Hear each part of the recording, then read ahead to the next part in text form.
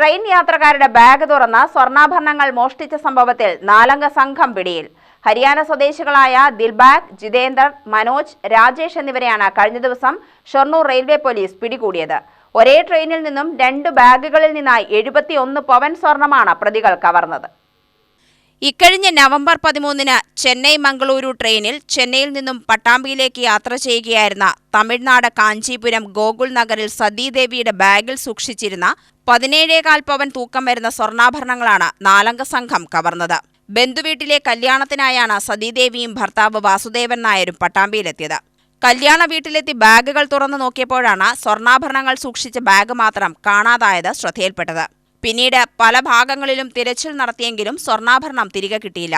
22 ദിവസത്തിന് ശേഷം ഈ മാസം 5-നാണ് ഷൊർണൂർ റെയിൽവേ പോലീസിൽ ദമ്പതികൾ പരാതി നൽകിയത്. ഇവരിൽ നിന്നും കാര്യങ്ങൾ പോലീസ് ചോദിച്ചറിഞ്ഞപ്പോഴാണ് ട്രെയിനിൽ നിന്നും ബാഗ് പ്ലാറ്റ്ഫോമിലേക്ക് ഇറക്കി വെക്കാൻ സഹായിക്കാൻ 3 പേർ ഉണ്ടായിരുന്നതായി മൊഴി നൽകിയത്.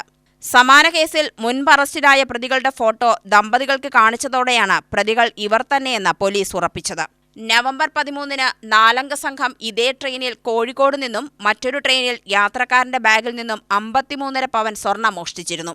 പരാതിയുടെ അടിസ്ഥാനത്തിൽ കോഴിക്കോട് പോലീസ് 4 പേരെയും അന്ന് രാത്രിയോടെ മഡ്ഗോണിൽ വെച്ച് പിടികൂടുകയും സ്വർണം വീണ്ടെടുക്കുകയും ചെയ്തു. പട്ടാമ്പിക്കാരായ ദമ്പതികളുടെ സ്വർണ്ണാഭരണങ്ങൾ മോഷ്ടിച്ച കേസിൽ പ്രതി ഇവർ തന്നെയാണെന്ന് മനസ്സിലാക്കിയ റെയിൽവേ പോലീസ് ഇക്കഴിഞ്ഞ 11-ന് കോഴിക്കോടെത്തി പ്രതികളെ കസ്റ്റഡിയിൽ വാങ്ങി. തുടർന്ന് ചോദ്യം ചെയ്തപ്പോഴാണ് 17.5 പവൻ സ്വർണം മോഷ്ടിച്ചതും ഇവർ തന്നെയാണെന്ന് പോലീസിന് മൊഴി നൽകിയത്. റെയിൽവേ പോലീസ് SI അനിൽ മാത്യുവിന്റെ നേതൃത്വത്തിൽ ഹരിദാസ്, ശശിനാരായണൻ, RPF സ്ക്വാഡ് അംഗങ്ങളായ അജിത് കുമാർ, രജീഷ് എന്നിവരടങ്ങുന്ന അന്വേഷണ സംഘമാണ് പ്രതികളെ പിടികൂടിയത്. അറസ്റ്റ് ചെയ്ത പ്രതികളെ കോടതിയിൽ ഹാജരാക്കി റിമാൻഡ് ചെയ്തു. UTV news, Palakkad.